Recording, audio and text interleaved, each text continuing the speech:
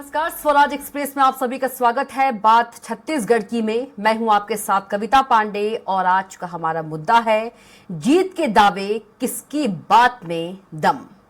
विधानसभा चुनाव में पहले चरण की 20 सीटों पर मतदान संपन्न हो गया है। मतदान के बाद जीत को लेकर बीजेपी और कांग्रेस के नेताओं ने अपने अपने दावे किए हैं।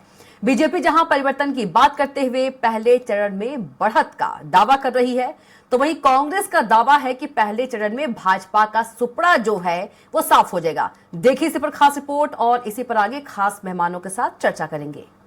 छत्तीसगढ़ में प्रथम चरण में हुए 20 सीटों के चुनाव के मतदान प्रतिशत पर नजर डालें तो पंडरिया में 73.63%, कवर्धा में 74.89%, खैरागढ़ में 78.68%, डोंगरगढ़ में 81.52%, राजनांदगांव में 80%, डोंगरगांव में 84%, खुज्जी में 82.81%, मोहला मानपुर में 89.2%, अंतागढ़ में 78.04%, भानुप्रतापपुर में 80%, कांकेर में 89.05%, केशकाल में 81.79%, कोंडागांव में 81.73%, नारायणपुर में 72.98%, बस्तर में 84.65%, जगदलपुर में 78.02%, चित्रकूट में 80.36%, दंतेवाड़ा में 67.71%, बीजापुर में 46% और कोंटा विधानसभा क्षेत्र में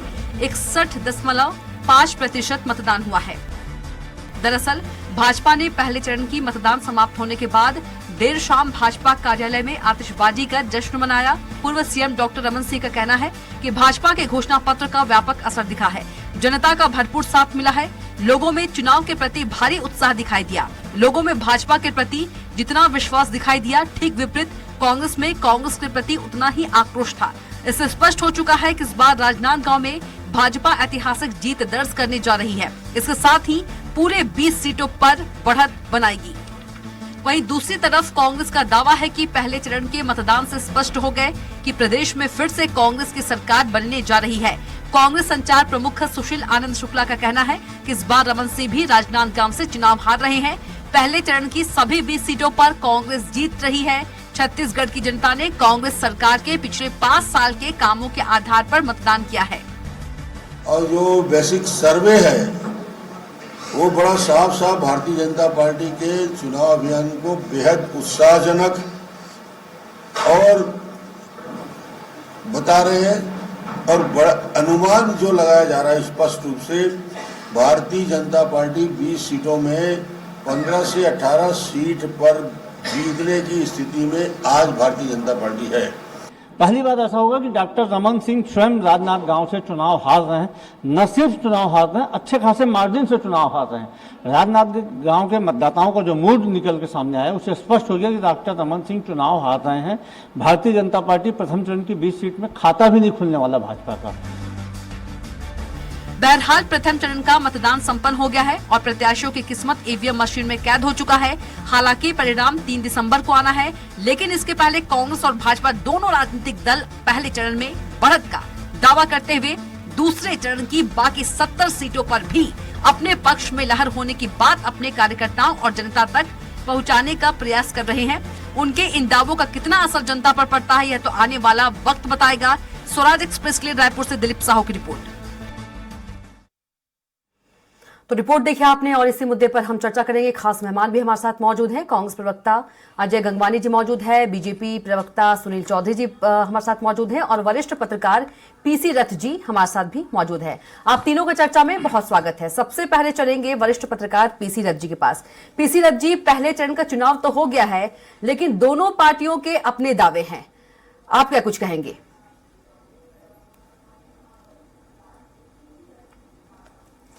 जी, चुनाव जैसा कि संपन्न हुआ और अब तक जो आंकड़े आए हैं उसके मुताबिक एक एवरेज अगर अपन देखें तो 80% के आसपास, 75 से 80% के आसपास दिख रहा है परसेंटेज में चुनाव। और जो ट्रेंड है उसके हिसाब से मतलब ये लग रहा है कि जो मुद्दे हैं वो ज्यादा महत्वपूर्ण रहे इस चुनाव में।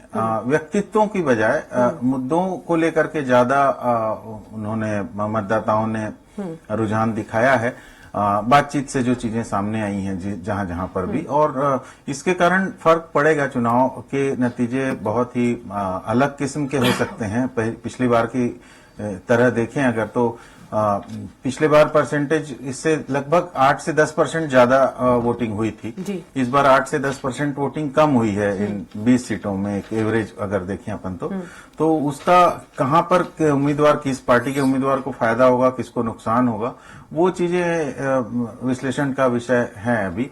और हम मतलब आगे चल के असली नतीजे तो 3 तारीख को ही पता चलेंगे, 3 दिसंबर को ही, लेकिन एक अनुमान और अपने अपने कयास लोग लगा रहे हैं उस सिलसिले में, और अपनी अपनी राजनीतिक प्रतिबद्धता के हिसाब से लोग उसको अपने नजरिए से देख रहे हैं, अपने अपने चश्मे से देख रहे हैं, इसलिए सबके अपने अपने अलग अनुमान है।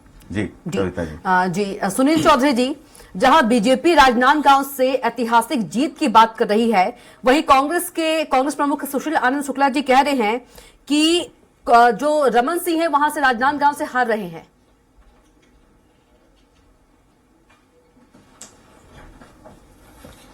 जी जय जोहार, जय छत्तीसगढ़ जी। देखिए, कांग्रेस के प्रवक्ता का बड़बोलापन है, कांग्रेस के नेताओं का बड़बोलापन है। आप लिख करके रख लीजिए कि डॉक्टर रमन सिंह जी 35-36 हजार वोट से ज्यादा वोटों से जीतने वाले हैं राजनांदगांव का चुनाव। ये बात बिल्कुल पूरी तरीके से तय है, और उनको तो प्रत्याशी नहीं मिला राजनांदगांव में। तब रायपुर के खरोरा से ले जाकर के आप प्रत्याशी लड़वा रहे थे, तो आपकी स्थिति बड़ी कमजोर थी वहां पर। भारतीय जनता पार्टी के घोषणा पत्र पर छत्तीसगढ़ की जनता ने विश्वास किया है। ये जो मतदान जो दिखा है और मतदान केंद्र में जो लोग दिखे हैं, वो एक तरीके से भाजपा की आंधी चल रही थी। स्पष्ट रूप से कल हमारे पूर्व मुख्यमंत्री डॉक्टर रमन सिंह जी और हमारे राष्ट्रीय उपाध्यक्ष उन्होंने कहा है कि हम 15 से 18 सीटों पर विजय प्राप्त करेंगे, हम विजयश्री प्राप्त करने वाले हैं।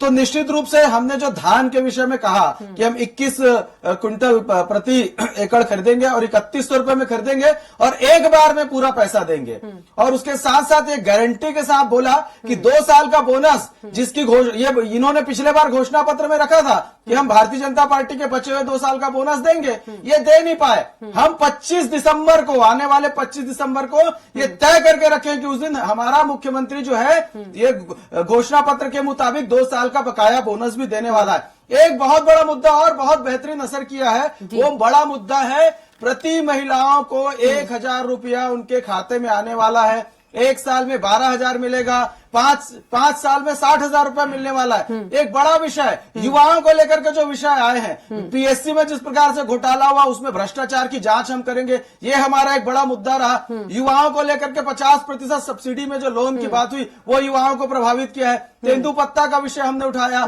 आदिवासियों के बीच में जो समस्याएं थी उन विषय को उठाया, और मैं आपको कांग्रेस का घोषणा पत्र दिखाना चाहता हूं। ये कांग्रेस का घोषणा पत्र है, इसमें लिखा हुआ है 2023 से 2028, मतलब इसमें आप ये पढ़िए 2023 से 2028। ये पिछले बार भी एक घोषणा पत्र जारी किए थे ये इस प्रकार का। तो ये 5 साल काम को कर नहीं पाते हैं, शराबबंदी की हुई नहीं। वैसे ही ये जितने वादे हैं ना, ये छल के हैं, एक कर्मचारियों के हित में कुछ नहीं कर पाए, निजीकरण का वादा था। सुनील चौधरी जी, आप ये कहना चाहते हैं जो मतदान हुआ, मतदाताओं में जो उत्साह दिखा वो भाजपा की आंधी थी इसलिए, और भाजपा के घोषणा पत्र को देखकर आप ये कहना चाह रहे हैं?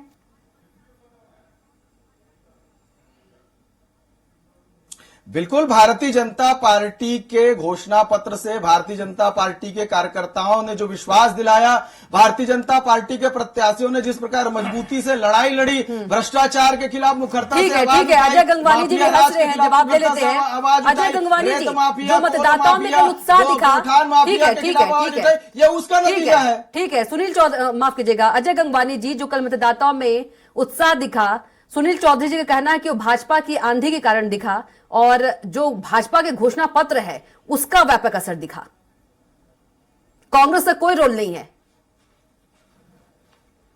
कविता जी, सुनील जी से मैं बहुत शांति से मैंने बात सुनी जी, वो भी बहुत शांति से सुनेंगे, वरिष्ठ प्रवक्ता है जी। कि उत्साह जो था वो भारतीय जनता, बस मैं वही उम्मीद कर रहा हूँ आपके चैनल पे जी, मैं वही कह रहा हूँ आपसे। देखिए, जो उत्साह था ना वो इसलिए था कि भूपेश सरकार ने इन 5 सालों में किसान, गरीब मजदूर, आदिवासी, युवा, महिला हर वर्ग के न्याय के लिए गया। घंटों तक लाइन लग के मैंने खुद लगातार, मैं कई टीवी डिबेट्स पे था, मैंने बस्तर के अंदर के क्षेत्रों में जहां कभी एक वोट की संभावना नहीं रहती थी, वहां भी घंटों तक लाइन लग के एक आदिवासी वर्ग, एक मजदूर, एक किसान बैठ के वोटिंग कर रहा था, क्योंकि वो जानता है कि भूपेश है तो भरोसा है, इन्होंने हमारे काम किए, अगर हम ये वोटिंग चूकते हैं तो कहीं ना फिर से रमन सरकार आ जाए। ये वही रमन सरकार है जो बस्तर के हजारों स्कूल को बंद करती है, आज आदिवासियों को जर्सी गाय देने का वादा करती है, नहीं निभाती, आदिवासियों को सरकारी नौकरी देने की बात करती है, नहीं निभाती।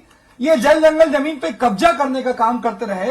15 साल में 90,000 एकड़ जमीन आदिवासी को अपने पूंजीपति मित्रों को सौंप देते। साकेगुड़ा, एडसमेटा, पेद्दा गलूर में ये बेचारे निर्दोष आदिवासी मारे जाते रहे। ये हमारे प्रयासों का नतीजा है। जो सड़क, पानी, बिजली जैसी सुविधाएं थी जो बस्तर का आदिवासी जिससे वंचित था, तो बस्तर की पहचान उन्होंने नक्सलगढ़ कर दी। ये हमारी सरकार थी कि इंटीरियर तक सड़क, पानी, बिजली पहुंचाया। जगरगुंडा एक ऐसा क्षेत्र, कविता जी, जहां देश छत्तीसगढ़ के एक आम आदमी जाने से डरता था, 15 अगस्त को हमने झंडा फहराया। ये हमारी सबसे बड़ी सफलता है। हमने बस्तर की पहचान को नक्सलगढ़ से बदल के विकासगढ़ कर दिया। तो ये महत्वपूर्ण अंतर आया है। और दूसरा, ये घोषणा पत्र की बात करें तो बता दूं, आज भारतीय जनता पार्टी का एक घोषणा पत्र नहीं, कपट पत्र है। ये कांग्रेस का नकल पत्र है। ये 15 साल तक सत्ता में रहे। इनका मैं नीचे कॉपी निकाल भी सकता हूं मैं। इनके 31 जो मुख्य पृष्ठ के बिंदु थे, उसमें से 6 बिंदु के वादे पूरे किए, 25 तो मुख्य पृष्ठ के नहीं, कुल मिला के 3 साल में 150 वादे पूरे किए, घोषणा की, और 30% में वादे पूरे नहीं किए। ये युवाओं की बात कर रहे थे। 2003 में बेरोजगारी भत्ते का वादा किया, 500 रुपए प्रति माह, 15 साल सरकार में रहे, 90,000 रुपए प्रत्येक युवा का आप डकार गए। किसानों की बात कर रहे थे मेरे मित्र अभी कि 3100 देंगे, आपने 2100 समर्थन मूल्य, 300 बोनस का वादा किया, 2400 रुपए का जब देने की बारी आई तो किसानों को दिया 1470, 930 रुपए प्रति क्विंटल। तो आपके ऊपर छत्तीसगढ़ की जनता का पूरा विश्वास समाप्त हो चुका है। भारतीय जनता पार्टी की राजनीतिक जमीन खिसक चुकी है, जनाधार पूरा समाप्त हो चुका है। इनकी विश्वसनीयता न केवल छत्तीसगढ़ की जनता में, इनके कार्यकर्ताओं में समाप्त हो चुकी है। ठीक है, मैं 10 सेकंड और आखिरी लूंगा। देखिए, न किसानों को समर्थन मूल्य दिया, न युवाओं को बेरोजगारी भत्ता दिया, न आदिवासियों को जर्सी गाय दी, न सरकारी नौकरी दी। तो लगातार, और दूसरा सबसे महत्वपूर्ण छोटी सी बात और कर दूं, अपने घोषणा पत्र में स्वीकार करते हैं कि भारतीय जनता पार्टी की तो गारंटी खत्म हो गई है, ये मोदी की गारंटी के दम पे घोषणा पत्र है। भैया, मोदी की गारंटी कौन देगा कविता जी? क्या आपके खाते में 15 लाख आ गए? क्या 2 करोड़ रोजगार के वादे पूरे हुए? क्या 100 दिन में महंगाई कम हो गई? क्या स्वामीनाथन राय की रिपोर्ट लागू हो गई? ठीक है। क्या किसानों की दुगनी हो गई? अच्छे दिन आ गए क्या? अच्छे दिन तो देश के आम आदमी के नहीं आए, आम आदमी के अलावा पूंजीपति मित्रों के। तो मोदी जी की जब खुद की गारंटी नहीं है, तो मोदी की गारंटी के घोषणा पत्र की गारंटी कौन देगा? तो ये छोड़ो, आखिरी 10 सेकंड का कमेंट दे रहा हूं। आज बस्तर की 12 और नांदगांव की जो है अभी 8, मतलब दुर्ग संभाग की 19 सीटों पे कब्जा है। अब रमन सिंह का कल का मैं चेहरा देख रहा था, उनके चेहरे की जो उदासी थी, जो बौखलाहट थी, वो दिख रहा था कि खुद नांदगांव से आने वाले 20 की 20 सीटों पे हमारा कब्जा होगा। बस्तर को सत्ता की कुंजी कहा जाता है। तो लोकतंत्र के महापर्व में छत्तीसगढ़ की जनता ने हमें वोटिंग देकर सत्ता की कुंजी सौंप दी है। ठीक है, इसका जवाब लेंगे वरिष्ठ पत्रकार पीसी रथ जी। ठीक है, रमन सिंह का जो आप कह रहे हैं, पीसी रथ जी, यदि हम बात करें, रमन सिंह जो कह रहे हैं कि ऐतिहासिक वोटों से जीतेंगे राजनांदगांव में, और हमारे साथ जो बीजेपी प्रवक्ता है सुनील चौधरी जी कह रहे थे कि उनके पास प्रत्याशी नहीं थे, गिरीश देवांगन को खड़ा किए हैं। तो दोनों की बात करें तो क्या गिरीश देवांगन जो है रमन सिंह के सामने काफी कमजोर प्रत्याशी रहे हैं?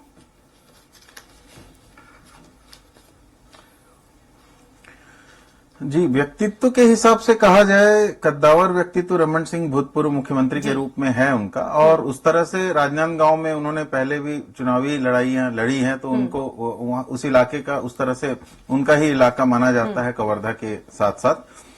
लेकिन जैसा कि मैंने शुरुआती बात में कहा था कि ये चुनाव जो है वो व्यक्तित्वों पे कम है और मुद्दों पे ज्यादा है। तो जो मुद्दे हैं छत्तीसगढ़ में, जिन मुद्दों को लेके घोषणा पत्रों में दावे किए गए हैं, उन मुद्दों पे अगर जनता वोट करती है तो शायद ऐसा हो कि रमन सिंह को बहुत मतलब खराब स्थितियों का सामना करना पड़े और वो मुश्किल से जीत पाए, अगर जीतते हैं तो। सुशील आनंद शुक्ला जी ने भी बहुत बड़ी बात कह दी है, के आधारित सुशील आनंद शुक्ला जी ने बड़ी बात कह दी कि हार रहे हैं।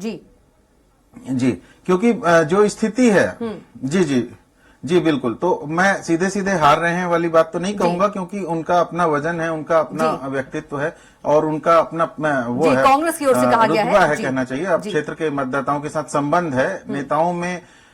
जी जी जी जी। और दूसरी बात यह है कि हमारे यहाँ जो जिस तरह से चला है अब तक के राजनीतिक लड़ाइयां जिस तरह से चुनाव में लड़ी जाती है, उसमें रमन सिंह जी का एक जो बिना दुश्मनी वाला एक जो अच्छे व्यवहार का उनका जो पहचान रहा है, उसके कारण भी उनका एक मतलब छवि रही है उनकी कि वो नकारात्मक छवि नहीं बनाते हैं रमन सिंह। और उनका गढ़ भी रहा है। तो 15 साल के दौरान भी उनके कामकाज को लेकर के असंतोष जितना रहा हो, उनका गढ़ भी रहा है। और उनके कामकाज को लेकर के जो उनसे नाराजगी रही हो या उनकी व्यक्तिगत किसी से नाराजगी नहीं रही है, इस तरह से उनका व्यक्तित्व रहा है। तो ये उनका फायदा हो सकता है उसके कारण उनको। लेकिन मैं ये कहना चाहूंगा कि कांग्रेस और भाजपा दोनों के अपने अपने कयास हो सकते हैं, लेकिन मुझे लगता है कि कम से कम 4 सीटें जो है वो इसमें कांग्रेस को नुकसान हो सकता है पिछले चुनाव की तुलना में। इन 20 सीटों में 4 सीटों का नुकसान कांग्रेस को हो सकता है इन 20 सीटों में, और जिसमें बस्तर की सीटें जाहिर है ज्यादा रहेंगी। इसका जवाब लेने आऊंगी आपके पास पीसी दत्त जी कि इसका क्या कुछ कारण है कि 4 सीटों का नुकसान होगा। बागी जी, जहां पर आऊंगी। जी बागी प्रत्याशियों के कारण परेशानी हो रही है। जी जी जी जी जी जी सुनील चौधरी बिल्कुल ये चीजें हो सकती हैं, सुनील वोट चौधरी बंटने के कारण नुकसान हो सकता है। 10 सेकंड लेंगे तो मैं एक बात कहना नहीं, चाहता हूं। बारी बारी से आएंगे अजय गंगवानी जी, अभी टाइम इनका है। सुनील चौधरी जी का आऊंगे आपके पास, लेकिन पहले सुनील चौधरी जी के पास। सुनील चौधरी जी। ठीक है कविता जी, ठीक है कविता जी। जी चौधरी जी जी। देखिए, अभी हमारे साथी अजय भाई कह रहे थे, मैं इनको बताना चाहता हूं कि ये वही छत्तीसगढ़ प्रदेश है साहब जहां पर पीएससी में भाई भतीजावाद और दलाली करके पद बांट दिए जाते हैं। ये वही छत्तीसगढ़ है जहां पर युवाओं को, विशेषकर एसटी वर्ग के युवाओं को अपनी बात मनवाने के लिए विधानसभा में मंत्रियों के आगे नंगा दौड़ना पड़ता है। और आप किस युवाओं की बात करते हैं? धर्मांतरण के कुचक्र में छत्तीसगढ़ को कैसा फंसाया गया, इनके एसपी ने पत्र लिख करके साबित कर दिया।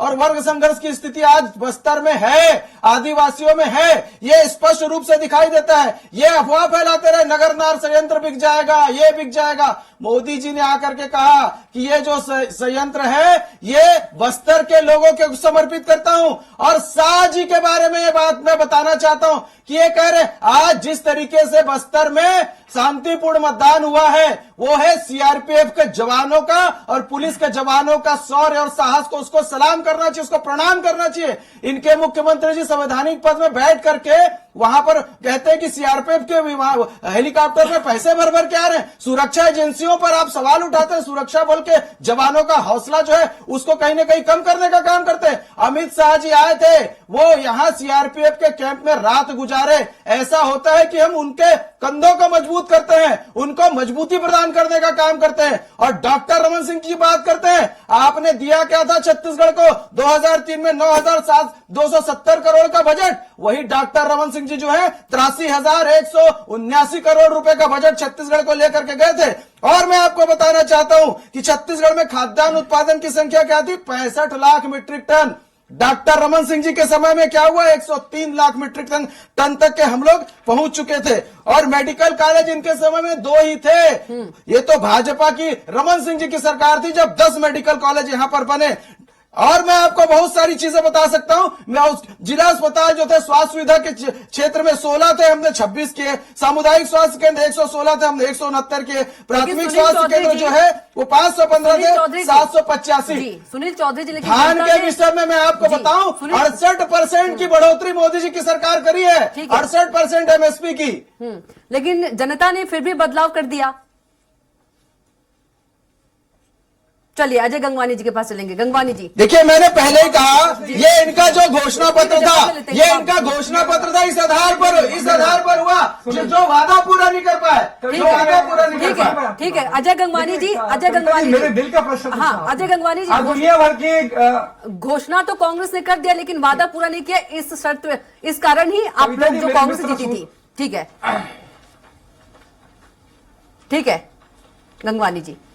कविता जी मुझे थोड़ा समय दीजिए, मैं पूरे प्रश्न का बिंदुवार जवाब देना चाहता हूँ। देखिए सबसे पहले मैं कहना चाह रहा हूँ, कम शब्दों में दीजिएगा सटीक। दुनिया भर के वादे किनारे थे, अगर इतना सारा काम आपने किया मेरे भैया, हाँ मैं कम शब्दों में दे रहा हूँ, इतने सारे काम अगर छत्तीसगढ़ की जनता के आपने किए होते तो 2018 के चुनाव के बाद आप 15 सीटों तक सीमित क्यों हो गए? मैं बता रहा हूँ क्यों है। आप 34 घोटालों के माध्यम से छत्तीसगढ़ की आम जनता का 1 लाख रुपए डकार गए। ऐसा कोई सगा नहीं जिसे भाजपा ने ठगा नहीं। आज रायगढ़ की भाजपा की कार्य समिति की बैठक में यही पूर्व मुख्यमंत्री रमन सिंह स्वीकार करते हैं, भैया आप 1 साल के लिए कमीशनखोरी छोड़ दीजिए, आप भ्रष्टाचार छोड़ दीजिए, लेकिन जिनके डीएनए में भ्रष्टाचार है, जिनके खून में भ्रष्टाचार है, उससे बाज नहीं है। इसका नतीजा है कि 14 सीटों तक सीमित हो गए। देखिए 3 महत्वपूर्ण चीजें जिसमें चर्चा करना चाहूंगा। मेरे मित्र नगरनार प्लांट की बात कर रहे हैं, ये विनिवेश वेबसाइट का मैं जो आर्टिकल निकाल के लाया हूं, इसकी डेट बता रहा हूं, 2 दिसंबर 2022 को नगरनार प्लांट पे इनकी जो ऑफिशियल वेबसाइट है दीपम, उसमें उन्होंने निविदा निकाली। 5 कंपनियां, Jindal steel and power limited, JSW, Adani, ये सारे शामिल थे।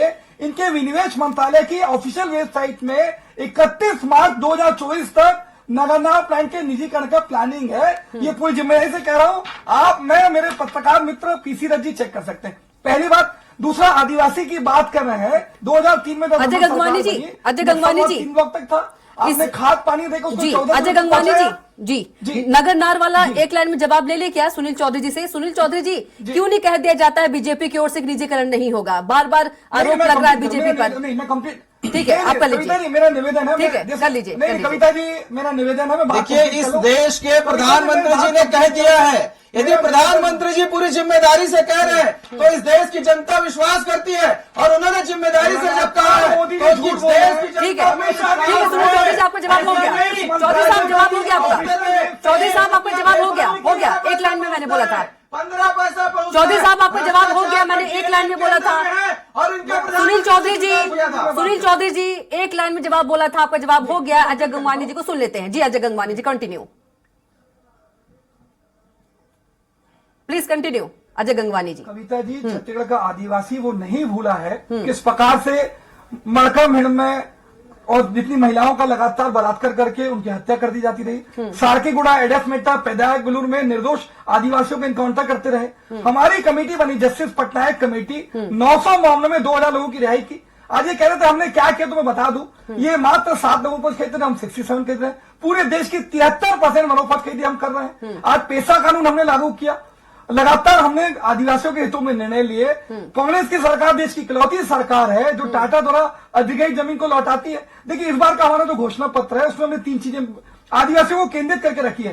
तेंदुपत्ता का समर्थन मूल्य 6,000 रुपए, 4,000 रुपए अलग से इनपुट बोनस दिया जाएगा। इसके अलावा एमएसपी की जो ऑलरेडी घोषणा की गई है उसमें 10% अतिरिक्त दिया जाएगा। और सबसे महत्वपूर्ण है कि आज शोषित और वंचित वर्ग को देने का जो प्रयास कांग्रेस पार्टी कर रही है, ये भारतीय जनता पार्टी उस आरक्षण संशोधन विधेयक को राजभवन के आड़े 1% बैठ के साजिश और षड्यंत्र करके जो रोकने का प्रयास कर रहे हैं, ये छत्तीसगढ़ आदिवासी समझ रहे हैं। और ये चुनाव में इनको अच्छा सबक सिखाने वाला है। न केवल बस्तर की 12 सीटें, सरगुजा की 14 सीटों पे आदिवासी वर्ग इनको मजा चखाएगा। अभी वर्तमान में 29 में से 27 सीटों पे कांग्रेस का कब्जा है, लेकिन मुझे पूरा विश्वास है कि 29 आदिवासी सीटों पे भाजपा हारने वाली है। पहले एक छोटा सा चीज और कह देता हूँ, ये अमित शाह जी 2018 के पहले मिशन 65 का दावा करते रहे, जब सीट आई तो 15। ये जश्न मना रहे हैं, ये जानते हैं ये जश्न जो है अभी तक इनका कायम रहेगा। 3 दिसंबर के बाद ये जश्न मनाने की स्थिति में नहीं होंगे। इनका उदास भरा चेहरा, मायूसी भरा चेहरा पीसी रज्जी के पास चलेंगे। जनता देखेगी। ठीक है पीसी रज्जी, आदिवासियों की बात करें तो कहा जाता है कि जो सत्ता की चाबी है वो आदिवासियों से होकर गुजरती है। क्या कुछ कहेंगे आदिवासी वर्ग का जो साथ है वो किसको मिलने वाला है? हालांकि परिणाम बताएगा, लेकिन फिर भी आप वरिष्ठ पत्रकार हैं, विश्लेषण के तौर पर आप क्या कहेंगे? जी अभी आदिवासी सीटों में एक तरह से कह लें तो 50% इलाकों में ही वोटिंग हुई है। 20 सीटें जो हुई हैं वो, उसके बाद कम से कम 17-18 सीटें और बाकी हैं जिसपे आगे के चरण में 17 तारीख को वोटिंग होगी। तो पूरी तरह से तो तभी कहा जा सकेगा क्योंकि हर 3 दिन 2 दिन में काफी राजनीतिक वातावरण में तब्दीली आ जाती है। और जो जिस तरह से आरोप प्रत्यारोप और जिस तरह से नए हमले, नए एक दूसरे पे आक्रमण करती है राजनीतिक पार्टियां, तो माहौल में तब्दीली आना स्वाभाविक है। इसलिए मैं अभी पूरे 90 सीटों के हिसाब से तो बात नहीं कर पाऊंगा, लेकिन 20 सीटों के हिसाब से मैं ये अभी तो कह सकता हूं कि 20 सीटों में जो स्थिति है वो कांग्रेस की मजबूत दिख रही है और भाजपा अभी प्रयास कर रही है आगे बढ़ने का। क्योंकि पिछले बार 10% वोटों का अंतर था। भाजपा ने जो है 10% कम वोट पाए थे 15 साल के शासन के बाद। 10% वोट से वो चूक गई थी सत्ता तक पहुंचने में, और कांग्रेस को उस 10% का जंप जो मिला था उससे फायदा मिला था। तो अभी कुछ भी ऐसा दिखाई नहीं देता जिसके कारण भाजपा को एकाएक 10% का जंप हासिल हो, ऐसा कुछ हुआ नहीं है। हालांकि कोशिशें बहुत थी, कई तरह के प्रयास किए गए, लेकिन वो 10% का जंप होने लायक मतदाताओं में तब्दीली का कुछ वैसा दिखाई नहीं दिया। इसलिए मेरा अनुमान है कि इन 20 सीटों में 4 सीटों का कम से कम बेनिफिट, यानी 20 में से के जो एक सीट थी अभी भाजपा के पास, तो उसको 4 सीटें मिल सकती है भाजपा को इन 20 सीटों में, ऐसा मेरा अनुमान है इन चुनावों में। जी बिल्कुल, डिबेट को यहीं पर क्लोज करना पड़ेगा क्योंकि वक्त का अभाव है। और अजय गंगवानी जी, आपका भी बहुत शुक्रिया चर्चा में आने के लिए। सुनील चौधरी जी, आपका भी बहुत शुक्रिया। और पीसी रथ जी, आपका भी बहुत शुक्रिया चर्चा में आने के लिए। तो आज का हमारा मुद्दा था बात छत्तीसगढ़ की में जीत के दावे, किसकी बात में दम। तो दोनों ही जो पार्टियां हैं जीत के दावे कर रहे हैं, लेकिन इसका जो रिजल्ट है, परिणाम है, वो 3 दिसंबर को आएगा और ये देखने वाली बात होगी। तो फिलहाल के लिए इतना ही। आप देखते रहिए स्वराज एक्सप्रेस। नमस्कार।